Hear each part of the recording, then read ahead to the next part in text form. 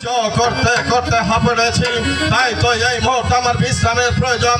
কিন্তু একটি কথা মনে রাখবে, বিশ্রাম কক্ষে যাওয়ার আগে কিছু কথা বলে যায় বেগম। যেমন করে আমার হস্ত হতে আজ তুমি সন্তানটি খুলে তুলে নিয়েছো, আজ ওদের মাতৃ ছিল মায়া মতাতে এই সন্তানকে লালন পালন করবে।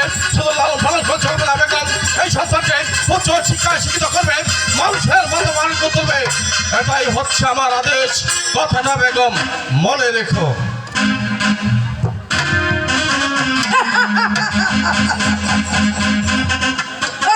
সন্তান তোকে আমার কোলে তুলে দিয়েছে, আমি তোকে এমন ভাবে মানুষ করব এই সারা পৃথিবীর মানুষ জানতে পারবে সৎ মা কাকে বলে কাকে বলে।